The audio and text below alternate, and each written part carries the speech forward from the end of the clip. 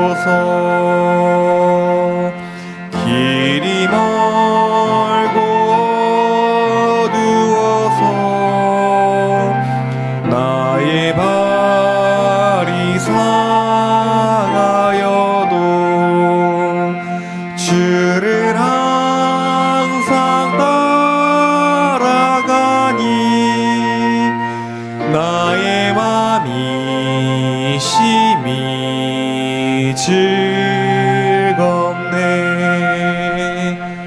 어디 인도하시든지 내가 십자가를 지고 따라가기 원하오니 항상 함께하여 주소서. 항상 인도하사 하늘 빛을 비추시는 주를 항상 따라가니 연약할 때 은혜 주시네. 어디 인도하시는지 내가 십자가를 지고 따라가기 원하오니 항상 함께하여 그만 찬양하시겠습니다. 모두 기립하여 주시기 바랍니다.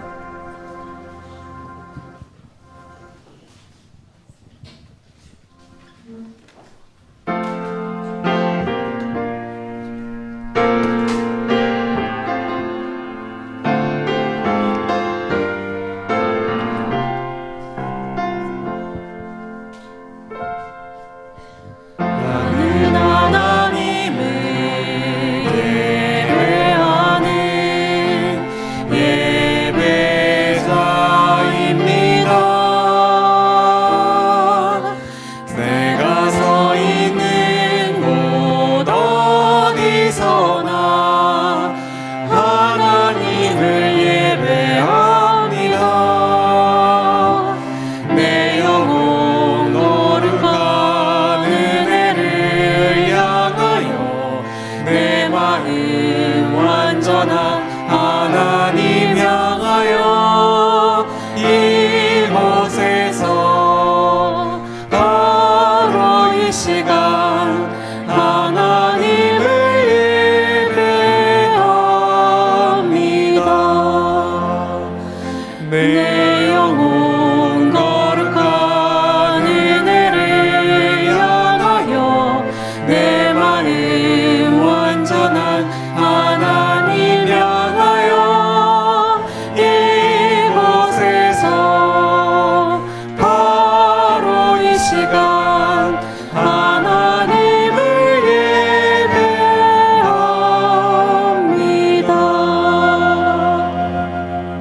오늘의 초청 말씀입니다.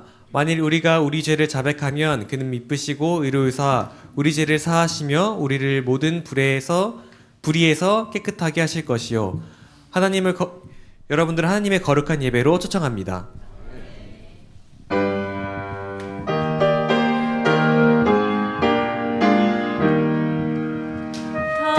나와 찬송 부르세 목소리 높여서 넘치는 기쁜 마음으로 하나님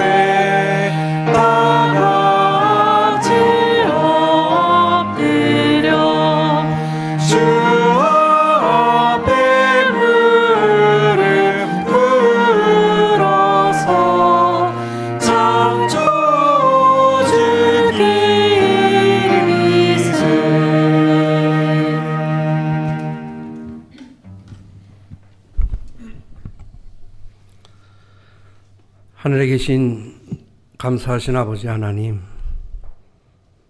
이 안식일 축복으로 인하여 감사를 드립니다.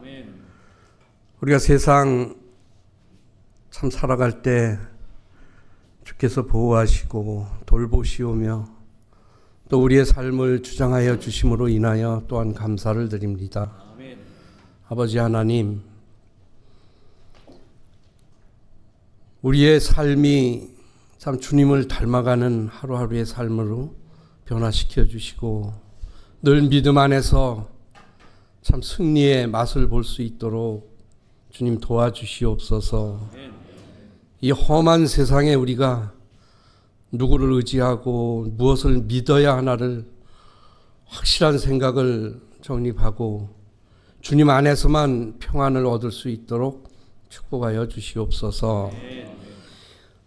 특별히 또 간절히 기도하옵기는 우리 하늘숲 빌리지로 인하여 특별 주간을 또 마련하여 합심하여 기도하고 있습니다. 이 기도 주님이 들으실 줄로 믿습니다. 이 산지가 드러내어져 평지가 되고 하나님의 크신 놀라운 역사를 우리가 목도하게 도와주시옵소서. 우리 조그만 겨자씨만한 믿음밖에 가진 것이 없습니다. 그러나 이 겨자씨의 믿음이 크게 자라고 성장하여 큰 열매를 맺듯이 우리가 그 하나님의 크신 역사 속에서 남에게 자랑할 수 있고 또 믿지 않는 사람에게 크게 소리쳐 외칠 수 있도록 주님 도와주시옵소서. 이 기도의 주간이 하나님이 특별한 우리를 눈여겨보시고 우리의 기도를 들으시고 금식으로 인하여 우리가 마음을 다시 다잡을 수 있고 고쳐잡을 수 있는 소중한 기간 되게 축복하여 주시옵소서. 또 하나님, 우리 목사님이 특별한 이 기도 주간을 마련한 것으로 인하여 감사를 드립니다. 우리가 기도할 참 마음만 있으면 언제 어디서든지 자리와 장소와 시간과 무엇을 가리지 않고 늘 주님께 엎드려 기도할 수 있사오나 이 특별한 기간에 우리가 금식하고 참 주님께 매달리는 참으로 아름다운 삶으로 개개인을 변화시켜 주시옵소서. 그러므로 인하여 주께서 영광 받으시옵고 우리가 그 믿음으로 인하여 하늘 가는 길에 더 힘차고 용기 있고 씩씩하게 갈 수 있도록 하나님 함께하여 주시옵소서. 이 시간은 오직 또 주님을 위한 시간이고 말씀을 선포하는 시간이오니 그 말씀을 꿀같이 달게 하시고 받아먹는 우리가 그 꿀로 인하여 참 꿀송이 같은 그 맛을 봄으로 하나님을 더욱 사모할 수 있는 시간 되게 도와주시옵소서. 우리 한 마음 한 뜻으로 하나님께 영광을 돌리며 우리 서 계신 모든 이들에게 하나님을 믿는 것으로 인하여 축복받는 이 시간 될 수 있도록 도와주시옵기를 사랑 많으신 예수님의 이름으로 간절히 기도드리옵나이다. 아멘.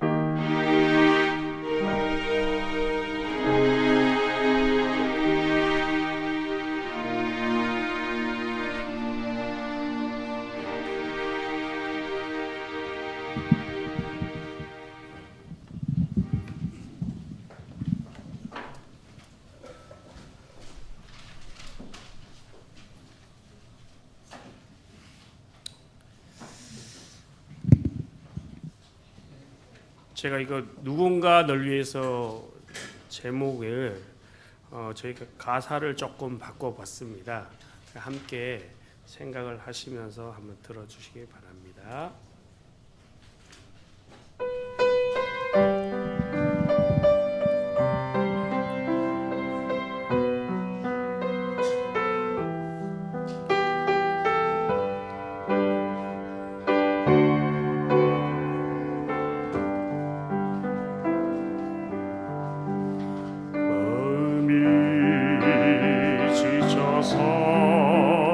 기도할 수 없고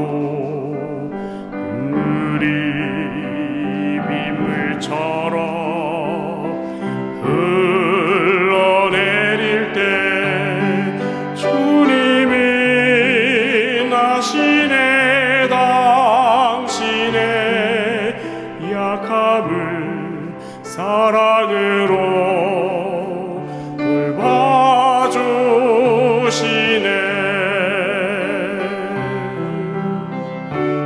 당신이 외로이 홀로 남았을 때 당신을 위하여 기도합니다.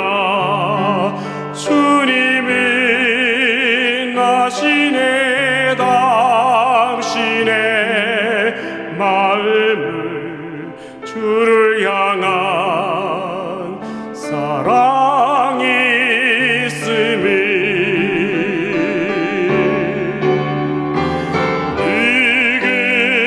누군가 널 위하여 누군가 기도하네. 내가 홀로 외로워서 마음이 무너질 때 누군가 널 위해 기도하네.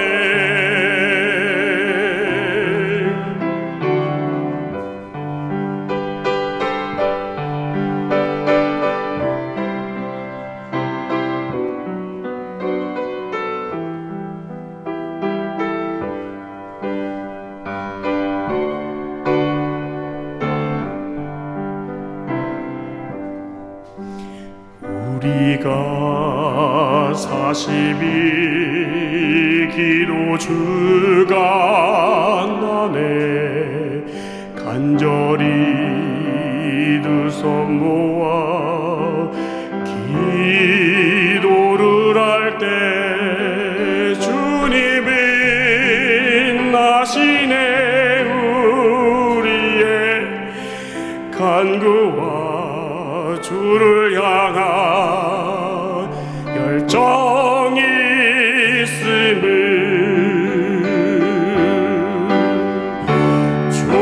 주님은 다 아시네. 우리의 모든 것을 우리 교회의 간절함을 채워주시는 주님 감사의 기도를 드립니다. 주님은 다시 하시네.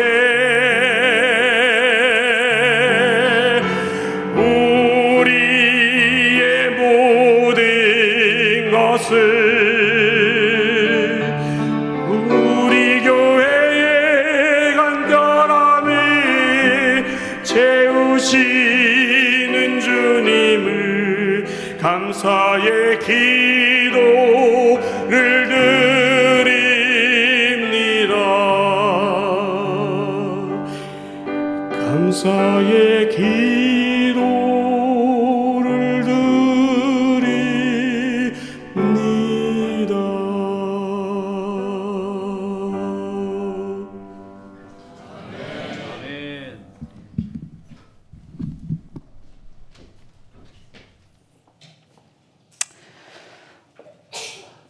오늘 말씀의 제목은 회개의 주인은 누구인가입니다. 우리는 흔히 회개라고 하면 내가 정성을 다해 눈물을 흘리고 또 내가 스스로 뉘우쳐서 하나님께 나아가는 그런 인간의 행위라고 생각을 합니다. 그러나 성경이 말하는 회개의 진정한 주인은 내가 아닙니다. 누구일까요? 우리는 모든 것을 예수님을 통해서 받아야 됩니다. 그러면 회개도 누구한테 배워야 되고 누구를 통해서 해야 될까요? 그렇습니다. 예수님을 통해서 회개를 배우고 예수님을 통해서 회개를 이루어야 되는 것입니다.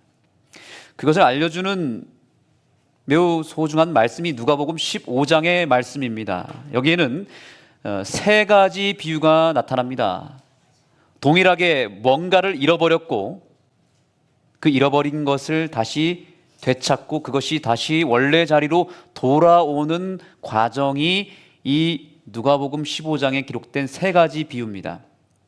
그래서 이것은 한 죄인이 어떻게 하나님께로 돌아오는지 그 회개의 과정을 분명하게 기록하고 있습니다. 세 가지 비유를 제시한 이유는 하나님의 이 회개의 원리는 동일하지만 그 돌아오는 그 죄인의 유형과 스타일과 성격은 다 다르기 때문에 세 가지로 표현한 것입니다. 첫 번째 비유를 살펴볼까요? 잃은 양의 비유입니다. 결론부터 말씀드리면 이 스토리를 자세히 살펴보시면 목자로부터 시작해서 목자로 끝나는 과정입니다. 목자는 잃어버린 한 양을 찾기 위해서 편안한 집을 떠납니다.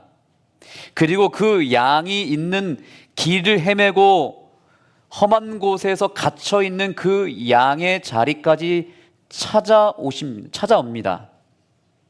그 다음에 행위가 뭐였어요? 목자가 양을 어디에 맸다고요? 어깨에 메고 이렇게 얘기합니다. 이 맨다라는 단어를 제가 설명드렸습니다. 품에 안다라는 뜻을 가지고 있고 어깨에 업다라는 짊어지다라는 뜻과 함께 세 번째 의미가 뭐냐면 사하다라는 뜻을 가지고 있습니다. 용서하다. 그래서 성경 기록상 예수님과 관련되어서 예수님이 안아주셨다, 품에 안았다, 업었다라는 표현이 나오면 그것은 영적으로는 무엇했다는 뜻이죠? 용서했다라는 뜻을 가지고 있습니다. 그러니까 어깨에 맨 존재가 누구예요? 누가 맨 거예요? 목자가 맨 거잖아요. 그렇죠? 양이 올라탄 게 아니라 목자가 어깨에 메어서 그다음에 메고 그다음에 어떻게 했다고요?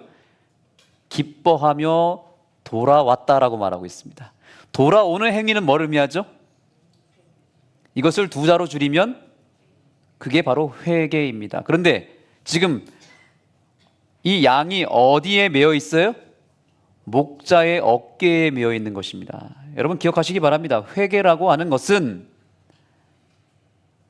목자의 어깨에서 시작하는 거예요.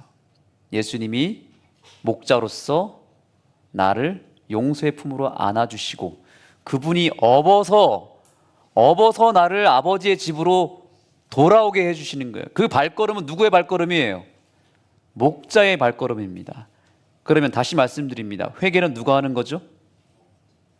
회개는 누가 하는 거예요? 내가 하는 거예요? 목자가 해주시는 거예요? 예수님께서 해주시는 일이 회개인 거예요. 여기서부터 출발하지 않으면 이 회개는 잘못된 회개가 될 수 있습니다. 자, 여기 두 가지 그림이 있습니다. 하나는 널판지, 하나는 송사리가 있습니다. 이 둘의 차이는 뭐죠? 크기의 차이가 있어요. 널판지는 굉장히 넓습니다. 송사리는 아주 작습니다. 근데 차이가 뭐죠? 널판지는 죽은 거예요. 생명이 없습니다. 그래서 물에 던지면 널판지는 아무리 크기가 커도 흘러 떠내려갈 수밖에 없습니다. 그런데 송사리는 작지만 어떻습니까? 살아있기 때문에 거슬러 올라갈 수 있는 힘이 있는 것입니다. 떠내려가지 않습니다. 여러분 우리가 하는 회개가 널판지처럼 생명이 없는 죽은 회개가 돼버리면 회개를 해도 종착지는 멸망이에요. 작더라도 미미하더라도 예수님으로부터 받은 믿음을 통해서 예수님에 의해서 하는 회개가 되기를 간절히 소망합니다. 그건 살아있는 회개예요. 그 회개는 우리를 구원으로 거슬러 올라가게 하는 힘이 있습니다.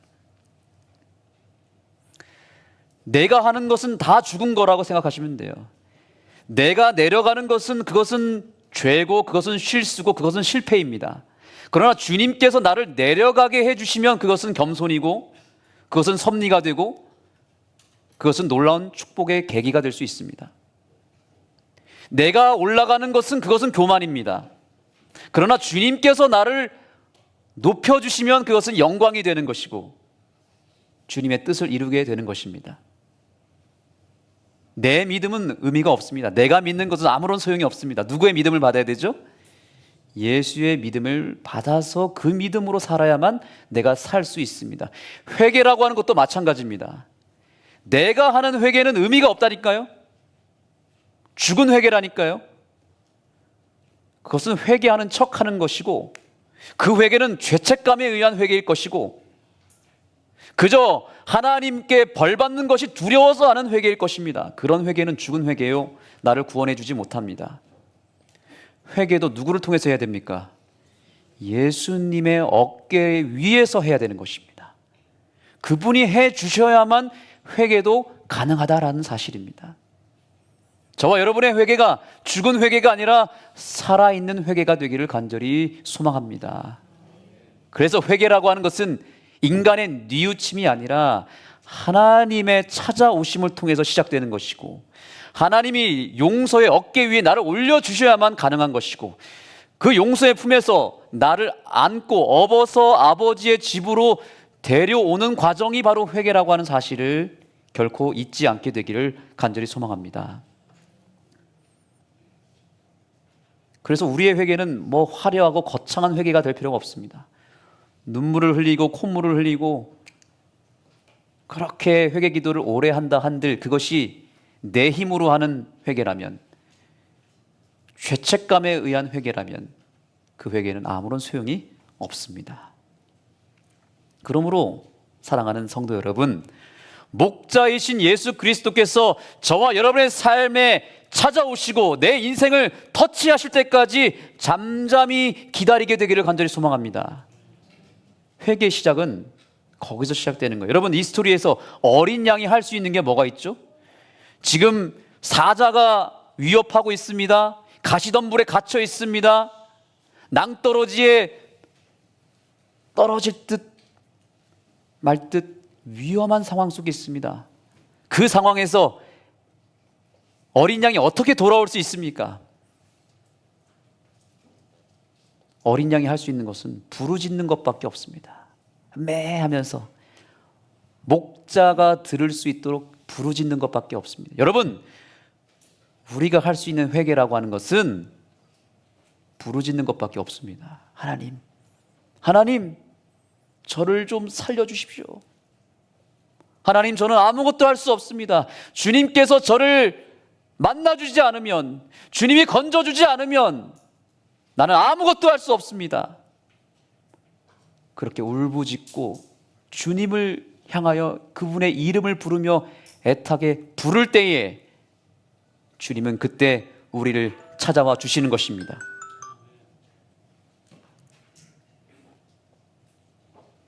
애써 부르짖으시기 바랍니다.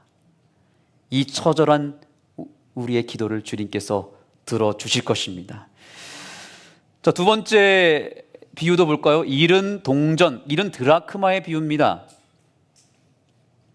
이 드라크마를 보면은 어쩌면 잃은 양보다 더 심각한 상태에 빠진 죄인의 모습일지 모릅니다. 왜 그렇습니까? 이 동전이라고 하는 것은 잃어버리면 어디에 숨었는지도 몰라요. 그리고 부르짖어요, 안 부르짖어요? 동전이 소리가 납니까, 안 납니까? 전혀 미동도 없고 반응도 하지 않습니다. 도무지 어디에 숨었는지 존재를 찾아보기가 힘듭니다. 동전 스스로 저 여기 있어요 말하지도 않습니다. 반응하지 않습니다. 그 반응하지 않는 죄인의 유형입니다.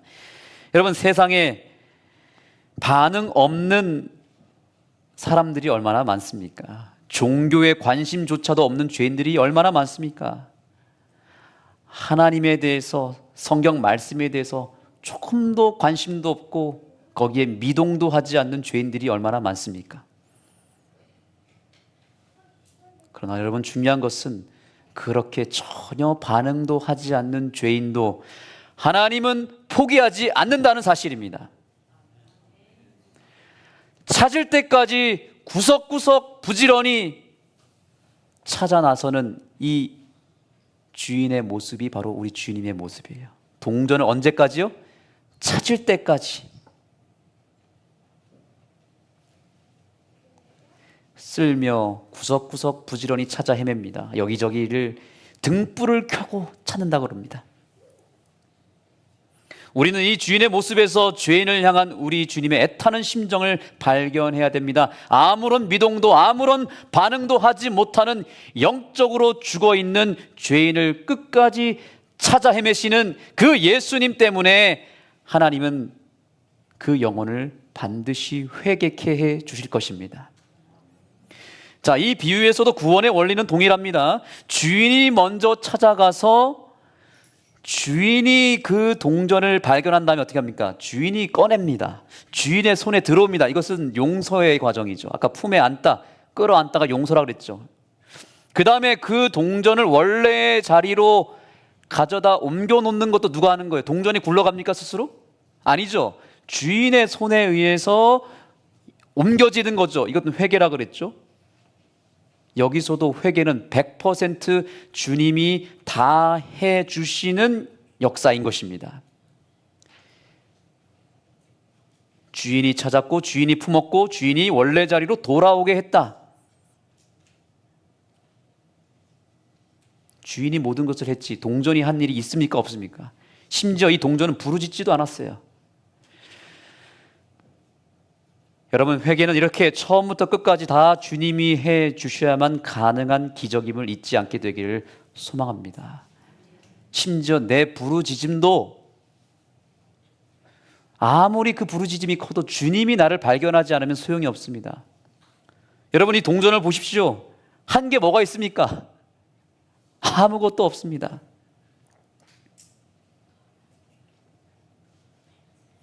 여러분, 오늘 우리의 이 비참한 영적인 상태를 우리가 똑바로 알아차리는 것이 중요합니다. 우리는 둘 중에 하나인 거예요. 정말 낭떠러지 같이 벼랑 끝에 있는 인생, 그래서 꼼짝달싹 못한 채 죽어가는 그 어린 양이거나, 그래서 그저 부르짖은 것 외에는 할 수 있는 게 없는 상태이거나, 아니면 더 심각한 것은 뭐냐면 아예 어둠 속에 처박혀서 아예 반응도 하지 않고 하나님이고 뭐고 난 필요 없어, 그냥 고개를 쳐박고 전혀 하나님에 대해서 거들떠보지도 않는 그런 상태에 있다 할지라도 중요한 것은 주님께 발견되면 살아날 수 있다라고 하는 사실입니다. 오늘 저와 여러분의 삶의 현실 속에 우리 주님이 찾아오게 되기를 예수님의 이름으로 축복합니다. 마지막 세 번째입니다. 세 번째는 어떤 비유예요? 잃은 아들의 비유입니다. 탕자의 비유라고 하고 있죠. 자, 이 비유에는 두 아들이 등장하는데 그 중에 둘째 아들이 아버지에게 불만을 품고 유산을 요구하여서 아버지 곁을 멀리 떠나버립니다. 재산만 낼름 받아먹고 아버지 곁을 떠났습니다. 그러다 어떻게 했습니까? 먼 나라까지 가서 아버지께서 주신 그 재산을 다 허비해버리고 그야말로 허랑방탕하게 인생을 망가뜨려버린 그런 잃은 아들입니다. 이제는 어떤 신세가 되어버렸습니까? 유대인들이 가장 혐오하는 돼지 우리에 갇혀서 돼지가 먹는 쥐염 열매를 먹는 그런 거지 같은 신세가 되어버렸습니다. 그런데 성경을 자세히 보면은 이렇게 기록되어 있습니다. 그가 스스로 돌이켜 일어나 아버지께로 돌아갔다라고 기록하고 있습니다. 그래서 많은 주석가들과 신학자들은 이 비유를 두고 여기 보니까 스스로 돌아갔다고 하니 이 유형은 처음에 찾아본 잃은 양과 잃은 드라크마와는 다른 좀 더 레벨이 좋은 상태라고 보는 거예요. 뭐예요? 스스로 깨닫고 돌아왔으니까 이 유형은 어떤 유형이다? 자기 발로 찾아온 죄인의 유형에 속한다라고 규정하기도 합니다. 하지만 여러분, 겉으로 보기에는 그렇게 보일지는 몰라도 하나님 앞에서는 다 똑같은 죄인일 뿐입니다. 여러분, 누구는 좀 철이 들어서 빨리 들어서 영리해서 믿음이 좋아서 스스로 회개하여 돌아가는 유형이 있고, 누구는 철이 없어서 무기력하게 있다가 하나님께 발견되어서 하나님의 힘으로 돌아오는 유형이 있을까요? 그렇게 우리의 영적인 레벨이 좀 차이가 있다라고 생각하십니까? 결코 그렇지 않습니다. 여러분, 이 스토리로 조금만 더 깊이 들어가 보면 이 잃은 아들의 회개도 의미 없는 회개였음을 보게 됩니다. 왜냐하면 그는 돌아가기는 했지만 누가 기다리고 있었어요? 아버지가 기다리고 있었습니다. 여러분, 이 비유의 주인공이 사실 잃은 아들이 아니에요. 주인공이 누굴까요? 집을 나간 못난 아들이 아니라 아들이 집을 떠났던 그 첫날부터 비참하게 돌아오는 그날까지 한순간도 변함없이 아들을 용서하고 사랑으로 품고 기다리고 있었던 그 아버지가 바로 주인공이라는 사실을 잊지 마시기 바랍니다. 따라서 이 탕자가 죄를 깨닫고 돌이켜 돌아오게 된 결정적인 원인은 아들이 스스로 철이 들어서 믿음이 좋아서 돌아온 것이 아니라고 하는 사실입니다. 왜 돌아갔을까요? 처음부터 모든 죄를 다 용서해 두시고 떠난 그 순간부터 집 밖으로 나와 아들이 돌아오기만을 기다렸던 그 아버지의 끄는 사랑 때문에 아들이 돌아갈 수 있었던 것입니다. 아버지의 그 거룩한 사랑의 온기가 먼 나라에 있었던 그 아들에게까지 찾아왔던 것이고, 아버지의 사랑을 그가 기억하고 깨닫고 그 사랑의 밧줄을 붙잡고 아버지께로 오게 된 것이었습니다. 그래서 여러분, 이번 주 교과에서 제가 정말로 집중하여 묵상했던 말씀은, 물론 기억절의 말씀도 중요하지만 더 중요한 말씀은 로마서 2장 4절의 말씀입니다. 한번 다 같이 읽어보겠습니다. 시작. 홍 내가 하나님의 인자하심이 너를 인도하여 회개하게 하심을 알지 못하여 그의 인자하심과 용납하심과 길이 참으심이 풍성함을 멸시하느냐. 아멘. 자, 여러분, 여기서 주목해야 될 부분은 어디입니까? 자, 하나님의 무엇이요? 인자하심이 우리를 어떻게 하겠다고요? 여기 잘 읽어보세요. 회개했다는 게 아니라 회개하게 하심을 알지 못하느냐. 회개를 누가 한다고 그랬어요? 내가 하는 게 아니라 우리 주님의 그 사랑의 능력을 통해서 회개하게 해 주신다는 사실입니다. 따라합니다. 회개하게 하심. 앞으로 회개한다는 말을 하지 마시고 주님께서 나를 뭐 하단다? 회개하게 해 주시는 은혜가 저와 여러분에게 있게 되기를 소망합니다. 여러분, 이 아들과 이 아버지의 관계를 다시 한번 돌아가 볼까요? 그래서 성경 누가복음 15장 9절에 보면 아주 묘한 표현이 있습니다. 여러분 직접 찾아보세요. 아직도 거리가 먼데 아버지가 그를 보고 측은히 여겨 달려가 목을 안고 입을 맞추니. 아멘. 아버지한테 돌아가면 어떤 질책이라도 달게 받겠다라고 하는 심정을 가지고 멀리서 저렇게 터벅터벅 걸어오는데 아버지가 거리가 먼데도 불구하고 기다리고 있었던 거죠. 보고 뭐 했대요? 보고 저놈의 자식 이제 나타났구나가 아니라 불쌍히 여겼다는 것입니다. 자, 보세요 여러분. 아버지는 이 못난 아들이 스스로 돌아와서 자기 발 앞에 무릎 꿇을 때까지, 눈물 흘리며 싹싹 빌 때까지 집안에 앉아서 기다린 것이 아니라 매일같이 애타는 마음으로 아들이 돌아올 때까지 기다리고 있었다라는 사실입니다. 육체적인 거리는 떨어져 있었지만 마음의 거리는 늘 아들과 함께 있었던 그 아버지의 용서의 마음이 오늘 저와 여러분의 삶 가운데도 함께 있다라고 하는 사실을 믿게 되기를 간절히 소망합니다. 그러면 다시 질문을 드리겠습니다. 이 아들을 돌아오게 한 힘은 어디에 있었습니까? 아들의 위대한 결단이나 대단한 믿음이 아니라 그 못난 자식을 처음부터 끝까지 용서하고 가슴으로 품고 있었던 그 아버지의 변함없는 사랑이 어느 순간 아들의 마음을 감동시켰던 것이고, 그 사랑이 아들을 아버지 곁으로 끌어오게 했던 힘이 있었던 것입니다. 그러한 차원에서 여러분, 이 영감의 글을 한번 다시 볼까요?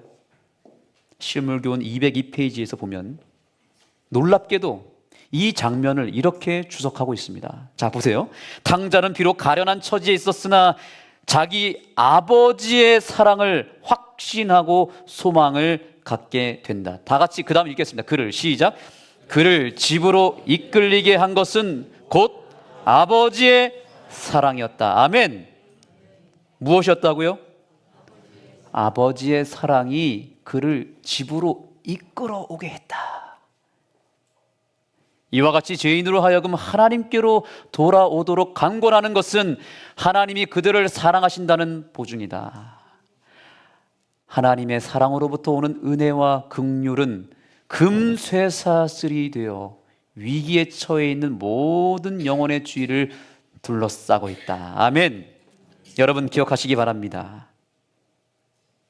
오늘 저와 여러분이 이 자리에 있는 것은 아버지의 사랑이 금사슬이 되어서 나를 묶어서 그 사랑의 힘으로 저와 여러분이 이 자리에 와 있음을 확신하게 되기를 간절히 소망합니다.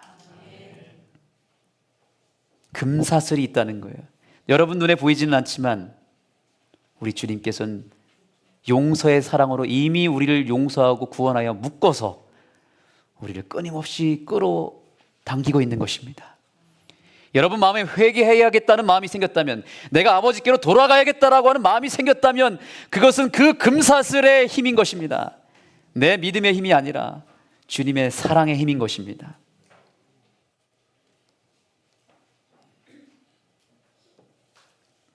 사람마다 그 금사슬에 끄는 타이밍이 다를 뿐이에요. 그러나 때가 되면 그 힘이 작용돼서 우리를 끌고 오는 것입니다.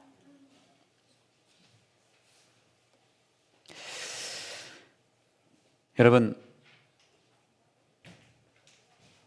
그래서 이 하나님의 끄는 사랑에 오늘 반응했으면 좋겠습니다. 한 방황하는 죄인을 끄는 아버지의 사랑에 대한 감동적인 실화가 하나 있습니다. 어느 목사님이 주말 부흥회를 하러 한 교회에 방문을 했습니다.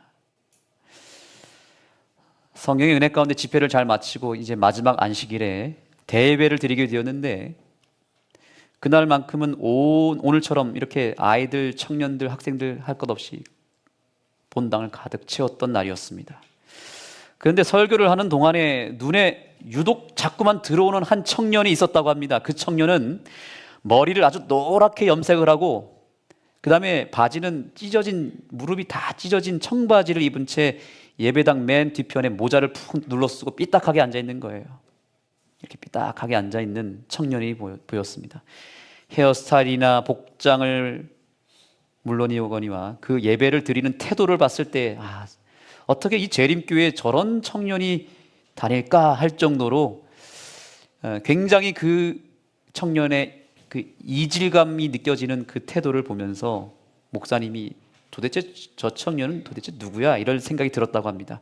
예배가 다 마치고 나서 강사 목사님이 예배당 입구에서 성도들과 일일이 송별 인사를 나누고 있는데, 그 노란머리 청년이 강사님의 눈을 슬슬 피하며 고개를 푹 숙인 채 도망치듯 문 밖으로 뛰쳐나갔습니다. 그런데 바로 그 순간에 그 교회의 담임 목사님이 그 도망쳐 나가는 청년을 붙잡고는 끌고 그 강사 목사님 앞에 데리고 왔습니다. 그리고 나서 그 담임 목사님이 뭐라고 말씀하냐면, 목사님, 이 청년은 제 사랑하는 아들입니다. 순간 이 강사 목사님이 충격을 받아가지고 더 이상 할 말이 없었는 거예요. 아니 목사님 아들이라고요? 여기까지 나온다가 아 그렇군요. 더 이상 할 말이 없는 거예요. 목회자의 자녀가 저런 모습을 하고 방황하고 있었다는 사실에 차마 아무런 말을 꺼낼 수가 없었습니다. 사실 이 방황하는 목사님의 아들은 오랫동안 교회를 멀리하고 세상에서 방황하는 어두운 시절을 보내고 있었습니다. 그런데 어느 날 아버지가 좋은 목사님의 말씀을 듣게 하기 위해서 간절하게 눈물로 부탁한 겁니다. 아들아, 오늘 주말 부흥의 마지막 날인데 아빠가 정말 간곡히 부탁한다. 오늘만큼은 꼭 교회에 와줄 수 있겠니? 아들은 평소 자신 때문에 마음고생하시는 아버지를 보며 자기가 목사 아들이니 아빠의 체면과 마지막 자존심을 생각해서 마지못해 억지로 교회 맨 뒷자리에 나와서 앉아 있었던 것이었습니다. 그런데 오랜만에 교회를 와보니까 너무 이 교회가 가시방석 같은 거예요. 아버지를 생각해서 자리를 지키고는 있었지만 예배가 끝나자마자 이 숨막히는 공간을 내가 빨리 벗어나야겠다는 생각을 가지고 도망쳐 나갔다가 아버지한테 붙잡혀서 강사 목사님 앞에 섰는데, 그날따라 손님들도 많이 왔고 많은 사람들이 주목하는 가운데서 도대체 이 청년은 누군가? 근데 이 목사님이 아들에게, 목사님과 그 사람들 앞에서 제 사랑하는 아들입니다.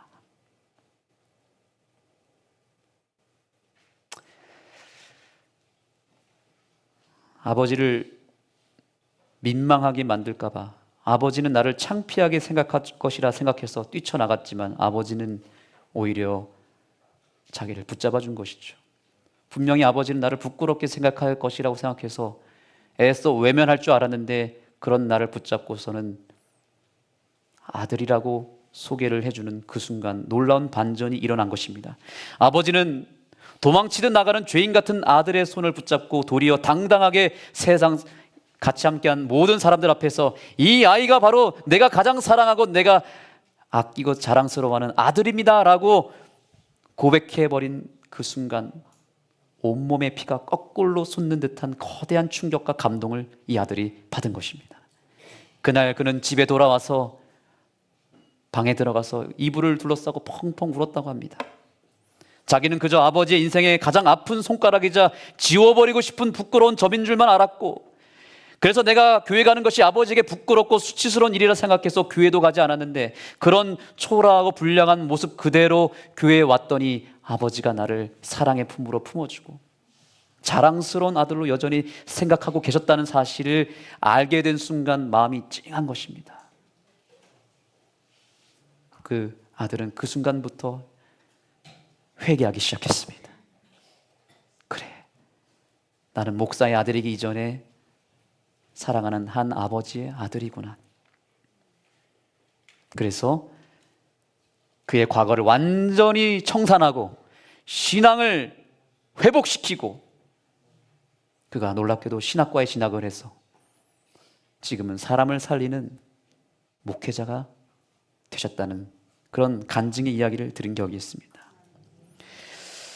성도 여러분, 그 아들을 회개케 하고 새 사람이 되게 만든 힘은 어디에 있었습니까? 그 아들이 믿음이 있었습니까?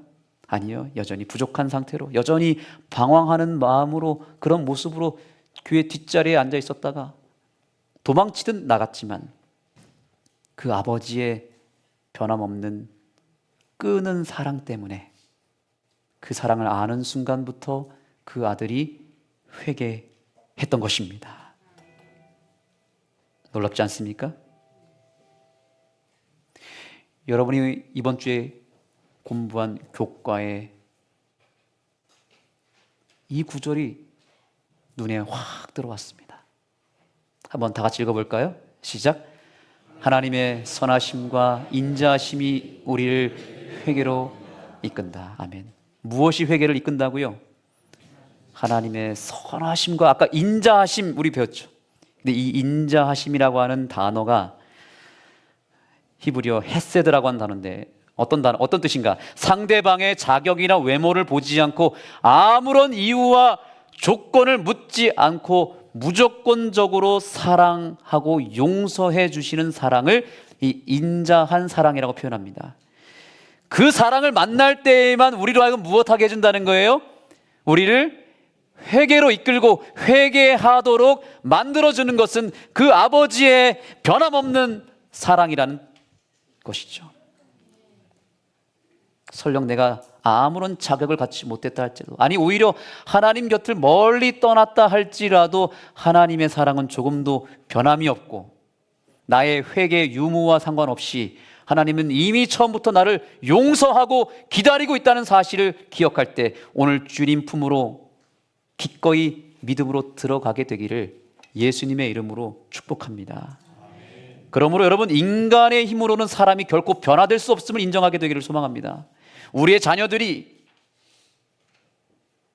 절대로 그들의 힘으로 변화될 수 없습니다. 아버지의 사랑을 만날 때에만 변화될 수 있습니다.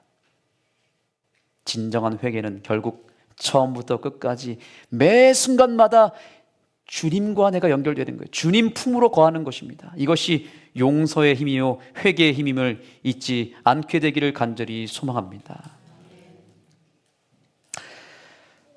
이제 결론으로 향하겠습니다. 그렇다면 우리는 왜 회개해야 될까요? 회개를 처음부터 끝까지 다 주님이 해주신다면 왜 우리가 또 회개를 해야 될까요? 여러분, 이 누가복음 15장에 나오는 세 가지 비유를 통해서 우리는 회개의 원리를 찾았습니다. 그런데 이 비유를 자세히 들여다보면 놀라운 공통점을 또 하나 발견하게 됩니다. 그것은 무엇인가? 자, 다시 보세요. 이 표를 기억하세요. 우리를 회개하도록 만들어주시는 하나님이 최종적으로 어떻게 하냐면 어떻게 합니까? 각 이 비유마다 마지막 결론은 잔치로 끝납니다. 맞습니까? 잔치로 끝나요. 이른 양의 비유 보시면 집에 와서 벗과 이웃들을 불러 모으고 말하되 나와 함께 즐기자. 그 다음에 두 번째 비유예요. 또 찾은즉 벗과 이웃을 불러 모으고 또 나와 함께 즐기자라고 얘기합니다. 그 다음에 15장 23절 보니까 잃은 아들이 돌아왔을 때 어떻게 합니까? 그 아들을 씻겨서 그 다음에요 살찐 소간지를 끌어다가 잡으라. 우리가 먹고 즐기자. 잃은 것이 돌아왔을 때 잔치가 벌어졌습니다. 그런데 여러분, 이 잔치가 벌어지기 바로 직전에 주인이 행한 숨겨진 조치가 있습니다. 그것은 뭐냐면 바로 그 되찾은 대상을 깨끗하게 씻는 일을 했다는 거예요. 아들에게 그 고급 옷을 입히기 전에 분명히 그동안 거의 거지처럼 살았기 때문에 얼마나 많이 때 묻었겠습니까? 그러니까 당연히 목욕을 시켰겠죠. 그렇죠. 그 다음에요, 잃은 동전을 찾았을 때에도 그 구석에 박혀 있었기 때문에 흙먼지가 묻었겠지 않습니까? 그러니까 주인이 그것을 깨끗하게 닦았겠죠. 그렇죠? 그리고 잃은 양은 어떻겠습니까? 벼랑 끝 가시덤불에서 구르는 동안에 털에 먼지가 있었고 핏자국과 온갖 이물질이 굳어 있었겠지만 목자는 집에 돌아왔을 때 비로소 그 양을 씻기고 상처를 싸매 주었습니다. 여러분, 주님은 죄인들이 방황하는 동안 묻혀왔던 세상의 모든 때와 오물을 다 제거하시고 깨끗게 하신 다음에 비로소 잔치를 열어주셨다는 사실을 주목했으면 좋겠습니다. 이것이 바로 참되게 회개하는 자가 받을 하늘의 축복인 것입니다. 우리가 하나님의 이끄시는 사랑에 반응하여 주님께로 돌아오는 근본적인 회개를 이뤘다면 그 다음에는 무엇을 해야 되냐면 이제 깨끗하게 씻겨주시는 은혜의 과정 속으로 들어가야 되는 것입니다. 여기서 우리가 뼈에 새겨야 될 사실이 있습니다. 죄를 씻는 이 귀한 역사 또한 누가 해주시는 거예요? 이것마저도 주님이 해주시는 것이고, 중요한 것은 뭐냐면 언제 했어요? 잃어버린 상태에서는 씻을 이유가 없어요. 씻어도 소용이 없습니다. 여러분, 양이 아무리 잃어버린 상태에서 가시덤불에 있는데 자기 스스로 뭔가를 정결케 한다고 해서 구원받습니까? 그렇지 않습니다. 잃은 아들이 먼 타국에서 아무리 허랑방탕했을 때, 돼지 우리에 있을 때 씻어봤자 소용이 있습니까? 아니요. 어디서 씻어야 되는 거예요? 씻는 것은 아버지의 집에서 씻어야 되는 것입니다. 내가 뭔가 죄를 깨끗하게 자백하고 씻는다고 해서 구원받는 게 아니라는 얘기를 드리는 거예요.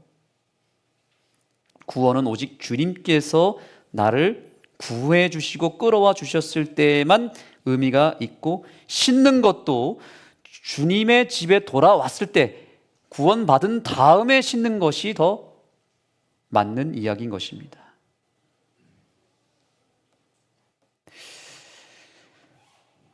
자, 그래서 여러분 여기서 우리는 두 가지를 깨달아야 됩니다. 1차 회개가 있어요. 근본적인 회개는 주님께서 나를 무엇하는 거예요? 데려와 주시는 회개예요. 돌이켜 오는 회개입니다. 이 1차 회개의 목적은 구원과 용서입니다. 그런데 회개는 두 번째 회개가 있어요. 그건 뭐예요? 돌아왔으니 더러운 상태로 있어야 될까요? 아니면 씻어야 될까요? 돌아오고 끝이에요? 아니죠. 이제 때 묻은 내 안에 있는 남아있는 죄를 끊임없이 씻어내는 일을 해야 됩니다. 그런데 이 씻는 회개의 목적은 뭘까요? 2차 회개의 목적은 뭘까요? 축복을 베풀어 주기 위한, 잔치를 베풀기 위함입니다. 기억하시기 바랍니다. 하나님의 신령한 축복은 오직 깨끗하게 씻은 정결한 그릇에만 부어진다라고 하는 사실을 잊지 마시기 바랍니다. 씻는 회개의 목적은 축복이다. 하나님은 저와 여러분에게 오늘 잔치를 베풀어 주기를 원합니다.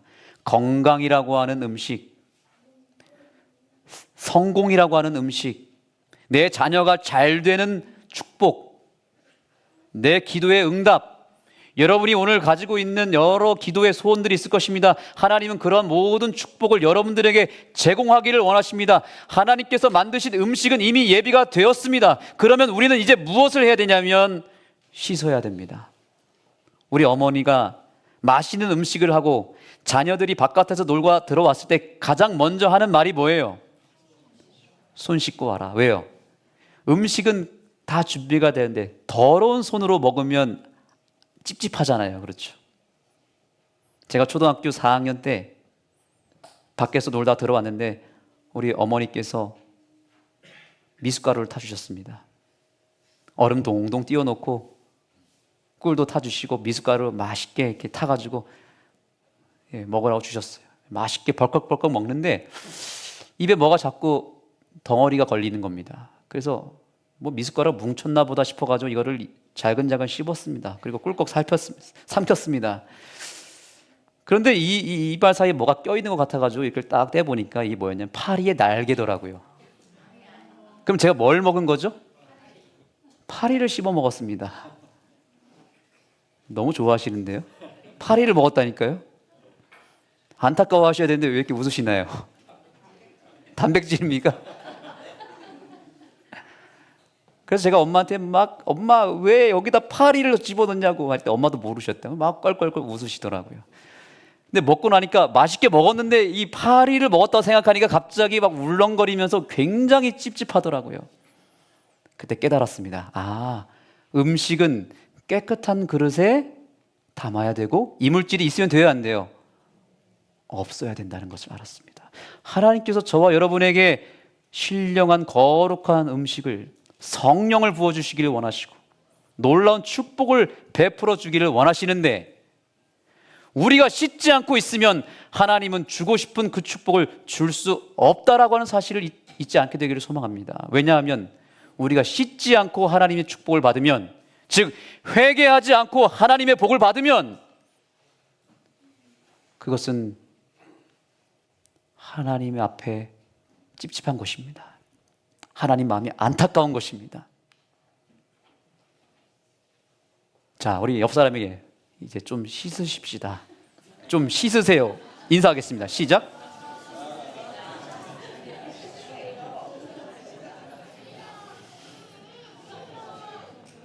여러분, 하나님께서는 우리 원주 하늘숲 교회가 전적으로 깨끗하게 씻기를 바라십니다.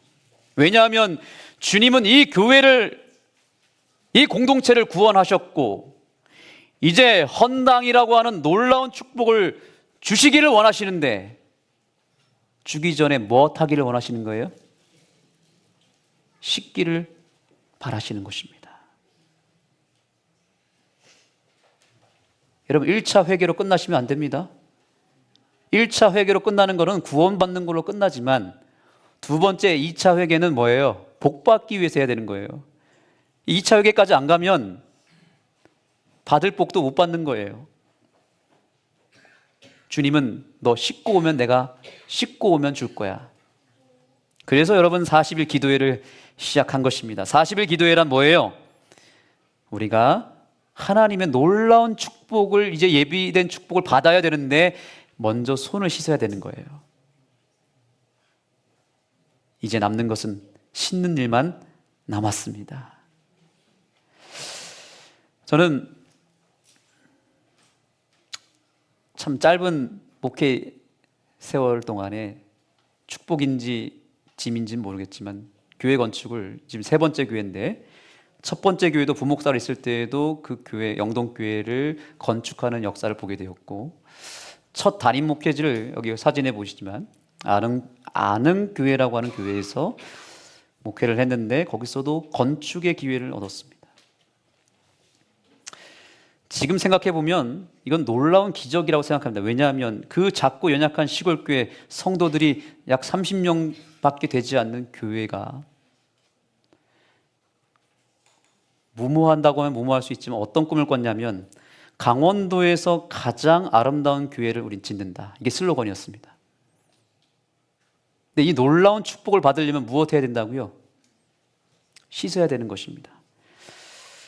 지금은 이 건축의 과정들이 잘 기억이 나지 않지만 한 가지 분명하게 기억이 나는 것은 무엇이냐면, 건축을 시작하기 전부터 건축을 완공하고 성전을 헌당하여 드리는 그 순간까지 아는교회 온 성도들은 한순간도 빠짐없이 기도의 자리를 지켰다는 사실입니다. 우리 공동체 안에 드러난 어떤 문제가 발생했을 때 그것 가지고 싸우고 갈등하는 것이 아니라 그 문제를 가지고 하나님 앞에 씻는 작업, 회개하는 이 자리를 끊임없이 만들면서 우리가 회개했더니 이 꿈을 이루어 주셨을까요? 안 이루어 주셨을까요? 놀랍게도 하나님께서 정말 강원도에서 가장 아름다운 교회를 만들어 주셨어요. 그때 제가 한 가지 후회했습니다. 꿈을 더 크게 꿀 걸. 우리나라에서 가장 아름다운 교회를 꿀 걸.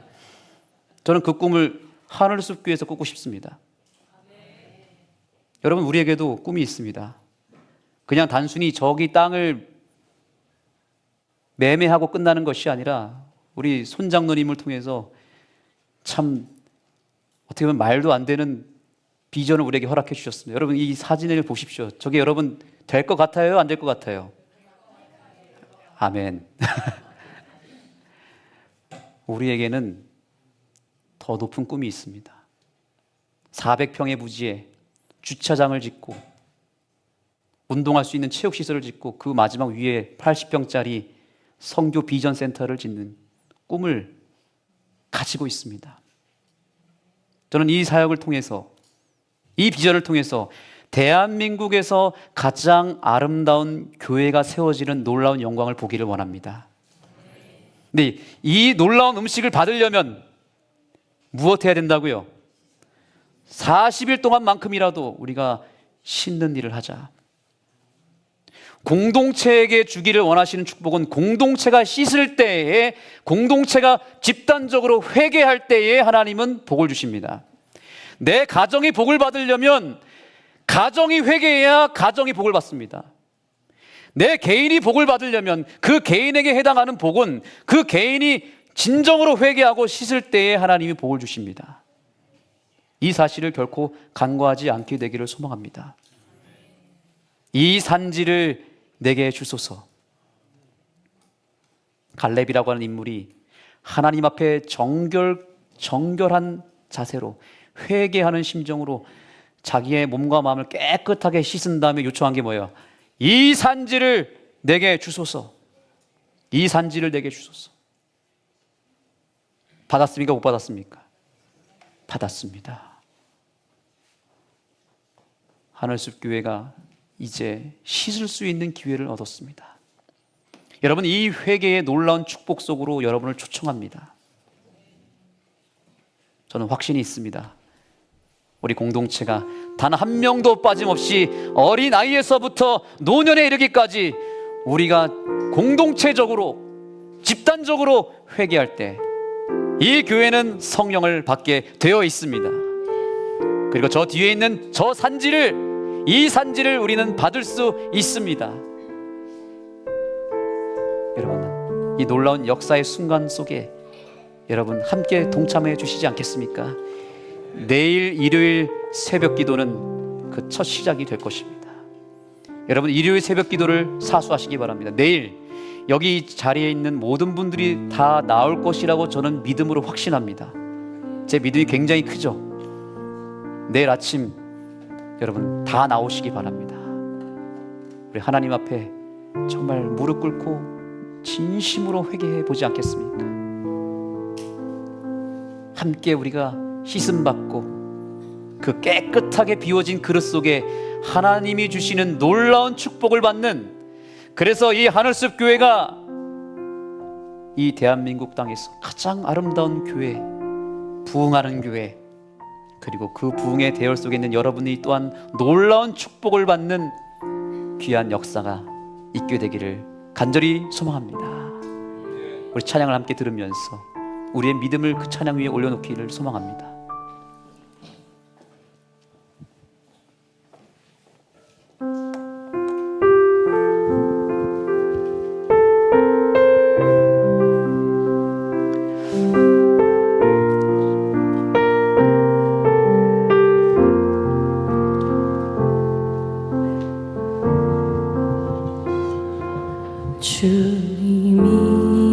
주님이 주신 땅으로 한 걸음씩 나아갈 때에 수많은 적들과 견고한 성이 나를 두렵게 하지만 주님을 신뢰함으로, 주님을 의지함으로, 주님이 주시는 담대함으로 큰 소리 외치며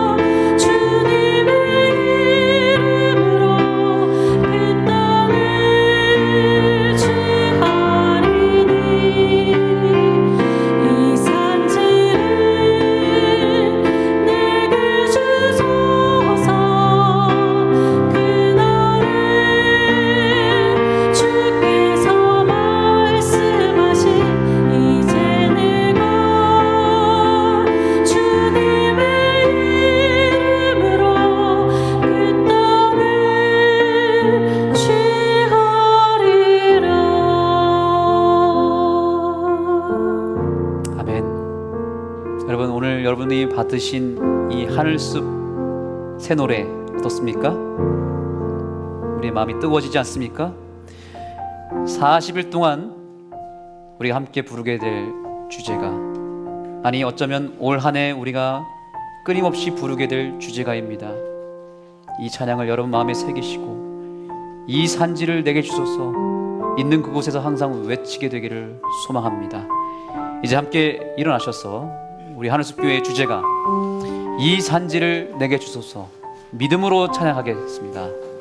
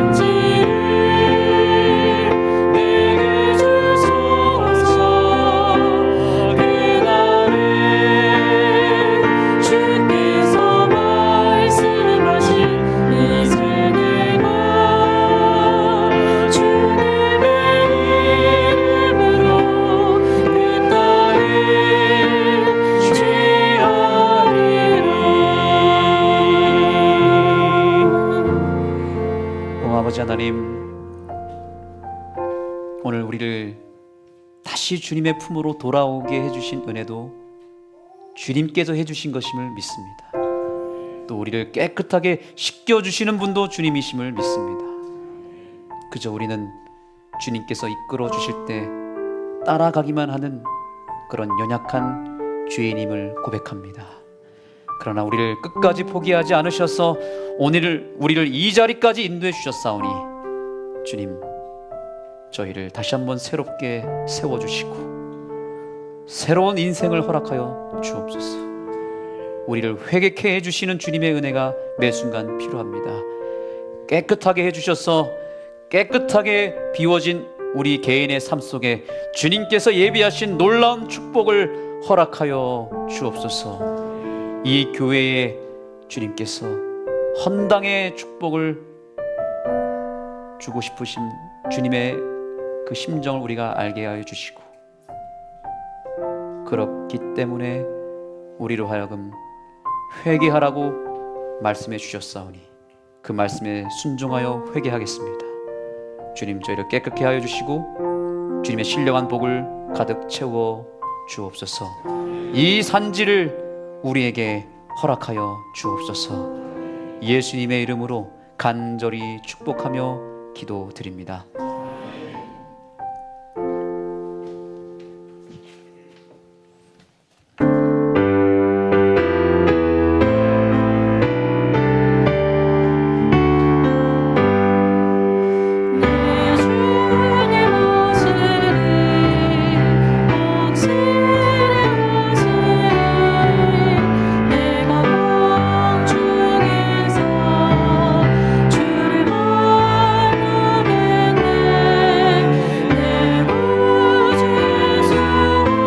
주를